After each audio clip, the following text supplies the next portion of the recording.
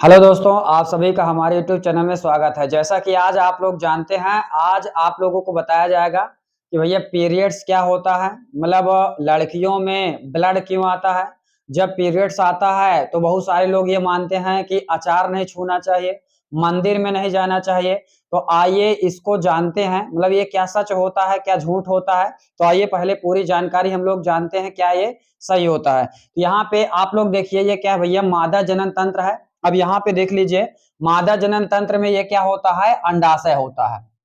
जो अंडाशय होता है, अंडाशय में क्या बनता है, अंडाणु बनता है। लेकिन अंडाणु बनेगा कब? तो भैया मतलब जब मादा प्राणी में यौनारंभ की क्रिया प्रारंभ होती है। यौनारंभ क्या होता है, तो नर और मादा प्राणी में द्वितीयक लैंगिक लक्षणों का विकास एवं प्रकटन ही यौनारंभ कहलाता है। जैसे कि नर में दाढ़ी मूंछ का आना, मुहासे निकलना, आवाज का भारी होना, जननांगों पे बाल आना।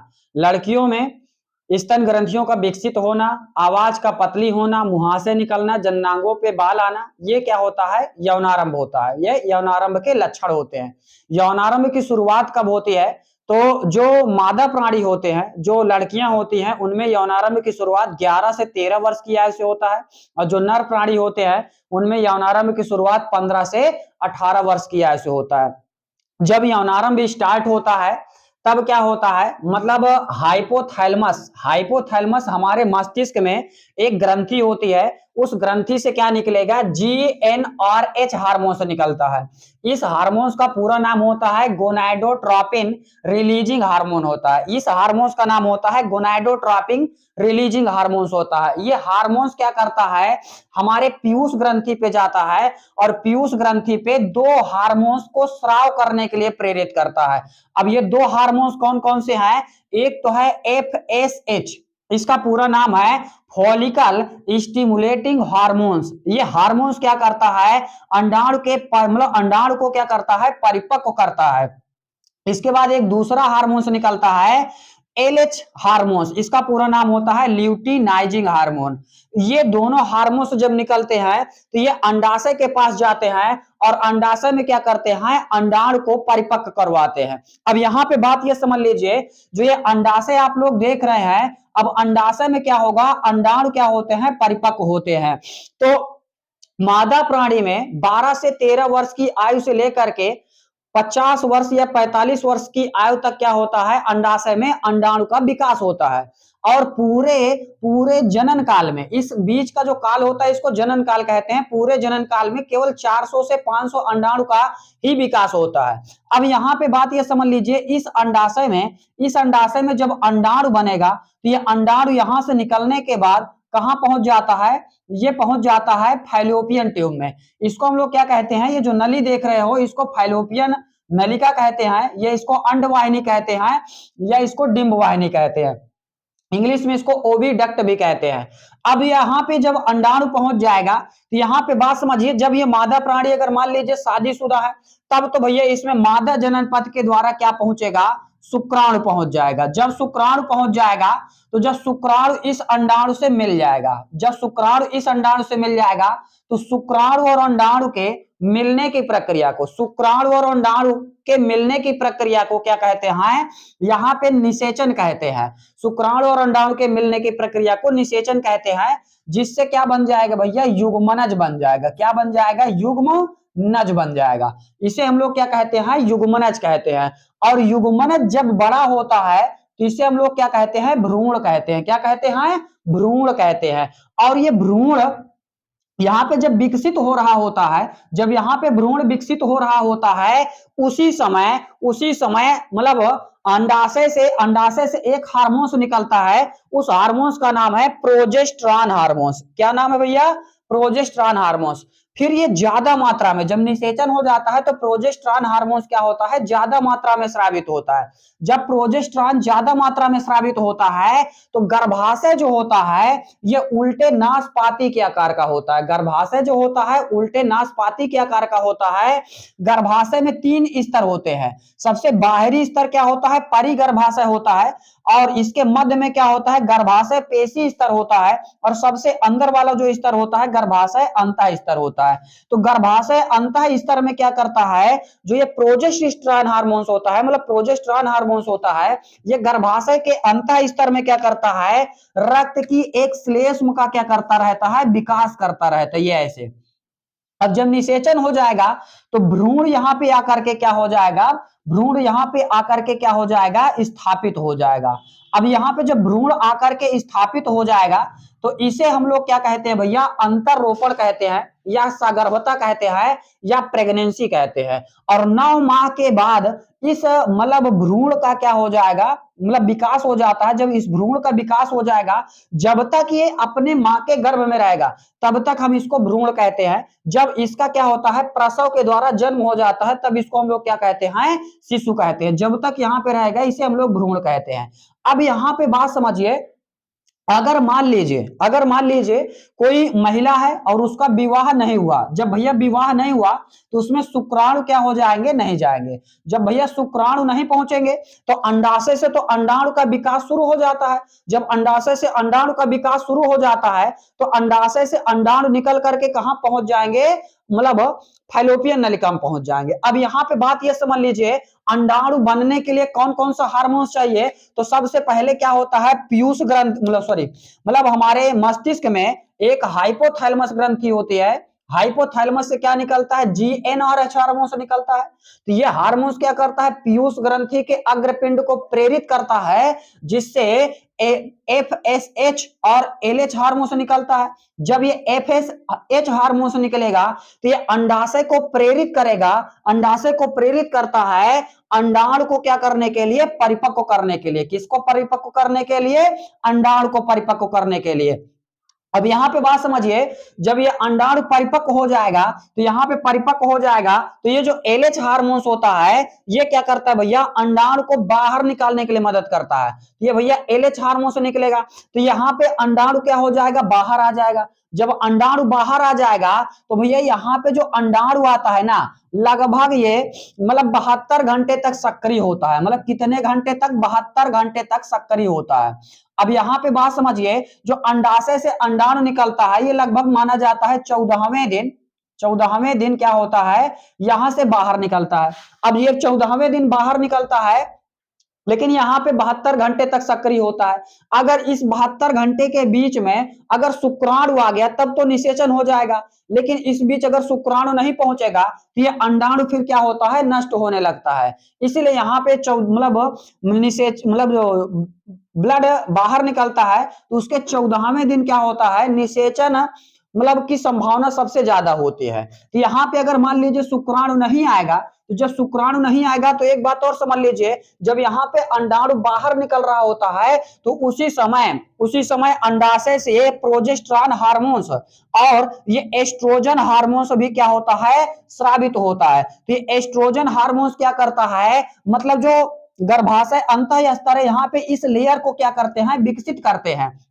और ये जो प्रोजेस्टेरॉन हार्मोन्स होता है इस मतलब अंतः गर्भाशय में, इंडोमेट्रियम में ये जो लेयर है रक्त की, इसको क्या करते हैं, और वृद्धि कर देते हैं। लेकिन जब निषेचन नहीं होगा तो ये प्रोजेस्टेरॉन जो हार्मोन्स होता है ये मतलब कम स्रावित होता है, या इसका स्राव ही क्या हो जाता है, बंद हो जाता है। जब इसका स्राव बंद हो जाता है तो यहाँ पे जो रक्त की श्लेष्म, मतलब ये रक्त की झिल्ली का निर्माण हुआ है, ये झिल्ली क्या हो जाती है, नष्ट होने लगती है। जब ये झिल्ली नष्ट होने लगती है और ये अंडाणु भी क्या हो जाएगा, नष्ट हो जाएगा। जब ये अंडाणु भी नष्ट हो जाता है तो ये गर्भाशय से मतलब 26 से 28वें दिन ब्लड के रूप में क्या होता है, बाहर निकलने लगता है। ब्लड के रूप में बाहर निकलने लगता है, जिसे हम लोग क्या कहते हैं भैया, मेंस्ट्रुएशन साइकिल कहते हैं। इसको शॉर्ट में क्या कहते हैं, MC कहते हैं। और लड़कियों में इसे हम लोग क्या कहते हैं भैया, पीरियड्स कहते हैं, या इसे हम लोग क्या कहते हैं, रजोधर्म कहते हैं। क्या कहते हैं, रजोधर्म कहते हैं, या इसी को हम लोग क्या कहते हैं, मासिक चक्र कहते हैं, या इसी को हम लोग क्या कहते हैं, आर्तव चक्र के नाम से भी जानते हैं, या इसी को माहवारी भी कहते हैं। क्या कहते हैं, माहवारी भी कहते हैं। अब यहाँ पे बात समझिए, जब ये प्रथम बार मतलब किसी मतलब लड़की में पहली बार ये 12 से 13 वर्ष की आयु में स्टार्ट होता है, 12 से 13 वर्ष की आयु में स्टार्ट होता है, और ये प्रथम बार ये क्या होता है, रक्त का स्राव होता है। प्रथम बार जब रक्त का स्राव होता है तब इसे हम लोग क्या कहते हैं, रजोधर्म कहते हैं। क्या कहते हैं भैया, रजोधर्म कहते हैं। और यहाँ पे बात समझिए, ये प्रत्येक माह होता है। अगर भैया इस माह इस अंडाशय में मतलब अंडाणु का विकास हुआ है तो दूसरे माह इस अंडाशय में अंडाणु का विकास होगा, यानी ये प्रत्येक माह होता है। और बात ये समझ लीजिए, अगर इस मतलब महिला की क्या हो गई है, शादी हो गई है, और ये महिला अगर गर्भवती हो गई है तो यहाँ पे क्या हो जाएगा, शिशु का भैया मतलब यहाँ पे भ्रूण क्या हो जाएगा, स्थापित हो जाएगा। जब यहाँ पे भ्रूण स्थापित हो जाता है तो अंडाशय से मतलब अंडाशय में मतलब ये हार्मोन्स क्या होता है, बनना बंद हो जाता है। मतलब जो एफएसएच और एलएच हार्मोन्स है, इनका विकास मतलब इनका निर्माण क्या होता है, रुक जाता है। जब ये इनका निर्माण ही रुक जाता है तो अंडाशय से अंडाणु नहीं बनते हैं। जब अंडाशय से अंडाणु नहीं बनते हैं तो भैया यहाँ पे क्या होता है, 9 माह तक ब्लड का स्राव नहीं होता है। इसलिए गर्भवती महिलाओं में क्या होता है, ब्लड का स्राव नहीं होता है। 9 माह तक ये ब्लड का स्राव नहीं होगा, और जब तक महिला अपने बच्चे को दुग्ध पान कराती रहती हैं तब तक भी ब्लड का स्राव नहीं होता है। इसलिए गर्भवती महिलाओं में ब्लड का स्राव नहीं होता है। लेकिन जो जिनकी शादी नहीं हुई तो उनमें क्या होता है, ये प्रत्येक माह होता रहता है, और इसका जो चक्र होता है वो 28 से 29 दिन का होता है। मतलब इसका जो चक्र होता है ये 28 से 29 दिन का होता है। अब यहाँ पे कभी कभी ये क्या होता है, कम समय में भी होने लगता है, कभी कभी ज्यादा समय में भी होने लगता है। ये किसकी दिक्कत हो जाती है, कभी कभी हार्मोन्स की दिक्कत हो जाती है। और भैया जब ये कम समय में और ज्यादा समय में होता है तो इसको डॉक्टर से परामर्श लेकर के इसका इलाज करवाना थोड़ा सा आवश्यक है, क्योंकि ये एक बीमारी का रूप हो जाएगा अगर इसका इलाज नहीं करवाएंगे। तो भैया इसका जो साइकिल होता है 28 से 29 दिन का होता है। अब यहाँ पे बात समझ लीजिए, अब इसको तो हम लोग जान ही गए। अब भैया गर्भवती महिलाओं में ब्लड का स्राव नहीं होता, ये भी आप लोग जान गए। और जो मान लीजिए जिनका शादी नहीं होता उनमें अगर मान लीजिए निषेचन नहीं होगा, ये प्रत्येक माह क्या होता है, 3 से 4 दिन क्या होता है, वैजाइना के रास्ते से ब्लड का स्राव होता है, जिसे हम लोग क्या कहते हैं भैया, मासिक चक्र कहते हैं। अब यहाँ पे बात समझ लीजिए, बहुत सारे ऐसे लोग मानते हैं कि भैया जिनमें क्या होता है, ये ब्लड का स्राव शुरू हो जाता है। जब ब्लड का स्राव शुरू हो जाता है तो कहेंगे भैया आचार नहीं छूना चाहिए, आचार नहीं छूना चाहिए। बहुत सारे बाबा लोग होते हैं, मतलब बहुत सारे लोगों को बहका देते हैं कि भैया आचार अगर छू लेंगे तो भैया आचार क्या हो जाएगा, खराब हो जाएगा। और फिर बहुत सारे लोग बाबा ढाबा ऐसे मानते हैं कि भाई साहब कि अगर मान लीजिए आप मंदिर में चले जाएंगे तो भैया मंदिर क्या हो जाएगा, अपवित्र हो जाएगा। अब यहाँ पे बात समझिए, अगर ऐसा माना जाए, ठीक है, ये ईश्वर की देन है, ये प्रत्येक माह होता है। अब ये अगर मान लीजिए नहीं होगा तो भैया यहाँ पे जो निषेचन होता है, इसके बाद जो संतान का विकास होता है, निषेचन होता है और संतान का विकास होता है, संतान ही नहीं बनेगा। अगर मान लीजिए अंडाणु नहीं बनेगा, और ये प्रत्येक माह अगर मान लीजिए जिस महिला में ये प्रत्येक माह ब्लड का स्राव नहीं होता ना, तो वो गर्भवती नहीं हो सकती हैं। तो भैया ये क्या है, गर्भवती होने के लिए अंडाणु का विकास होना और ये जो ब्लड स्राव होता है ये बहुत आवश्यक होता है। अब बाबा लोग भैया बहुत सारे लोगों को डरवा देते हैं, लेकिन ऐसा नहीं है। अगर साइंस की माने तो भैया अचार छूने से, अगर मान लीजिए ब्लडिंग हो रहा है अचार छूने से, तो खराब नहीं होता। अगर किसी को ऐसा कोई समस्या है तो घर में थोड़ा सा घर वालों से बिना बताए, मम्मी लोग से बिना बताए, एक टोकरी मतलब एक छोटी सी प्याली में अचार ले लीजिए, अचार थोड़ा बहुत खा लीजिए। अगर ज्यादा खाएंगे तो थोड़ा सा दिक्कत भी हो जाएगा। अचार खा लीजिए और उस अचार को छू करके रख दीजिए, और फिर जब मान लीजिए अगले महीना ब्लड का स्राव होता है तो फिर देखिएगा अचार खराब होता है कि नहीं खराब होता है। तो ये भी देख लीजिए कि भैया अचार नहीं खराब होता है। तो अगर यहाँ पे मान लीजिए इसको अपवित्र माना जाता है तो भैया अपवित्र माना जाता है, तो अगर ये चीज ना हो तो महिलाएं क्या हो सकती हैं, गर्भवती नहीं हो सकती हैं। ये क्या है, महिलाओं के जीवन में ये होना बहुत आवश्यक है। इसलिए भैया बाबा लोग के चक्कर में मत पड़िएगा, ये बहुत ही आवश्यक है। और बहुत सारे लोग अगर जान जाएंगे भाई साहब ये क्या होता है, मतलब मासिक चक्र क्या होता है तो इसको चुप्पे से बताएंगे, ऐसा लगता है कि कोई डरावनी चीज है, ठीक है। लेकिन यहाँ पे बात ये समझिए, ये एक ऐसी घटना है जिसके कारण जो महिलाएं होती हैं वो गर्भवती हो सकती हैं। अगर ये चीज ना हो तो महिलाएं गर्भवती नहीं हो सकती हैं। तो ये क्या है, इसके बारे में जानना जरूरी है। और एक बात और समझिए, जो बच्चे पढ़ रहे हैं, चाहे वो कक्षा 10 के बच्चे हों, चाहे वो कक्षा 12 के बच्चे हों, हर वर्ष ये पेपर में लगभग लगभग पूछा जाता है कि आर्तव चक्र क्या होता है। तो आर्तव चक्र क्या होता है, तो महिलाओं में यौनारंभ की शुरुआत क्या होती है, 11 से 13 वर्ष की आयु से होती है, और ये कब तक चलता है, लगभग 50 वर्ष तक की आयु तक होता है। तो भैया इस समय को हम लोग क्या कहते हैं, जनन काल कहते हैं। तो भैया गर्भावस्था को छोड़ करके जनन काल में, गर्भावस्था को छोड़ करके जनन काल में महिलाओं में 26 से 28 दिनों के बीच, 26 से 28 दिनों के बीच क्या होता है, रक्त का स्राव होता है। रक्त का स्राव होता है जिसे हम लोग क्या कहते हैं, आर्तव चक्र कहते हैं, या माहवारी कहते हैं, या इसे मासिक चक्र कहते हैं। क्या कहते हैं, मासिक चक्र कहते हैं। और ये प्रत्येक माह होता है। और एक बात और समझिए, जब ब्लड का स्राव होता रहता है तो उस समय क्या होता है,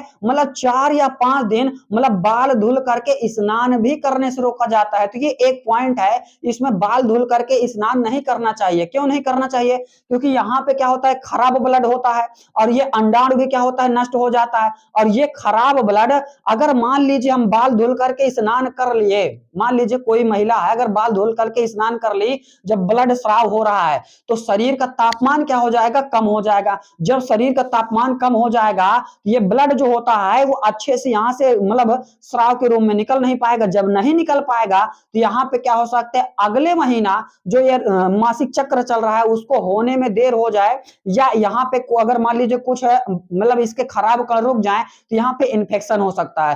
तो इसलिए जब तक भैया स्राव हो रहा है 4 से 5 दिनों तक, तब तक बाल धुल करके स्नान नहीं करना चाहिए। तो ये आप लोगों को जानकारी ये सोचे कि बता देते हैं, जिससे बहुत सारे लोग भ्रम पे रहते हैं। तो इसको थोड़ा सा जानकारी देना आवश्यक था, तो आप सभी लोगों को बता दिए। बहुत बहुत धन्यवाद।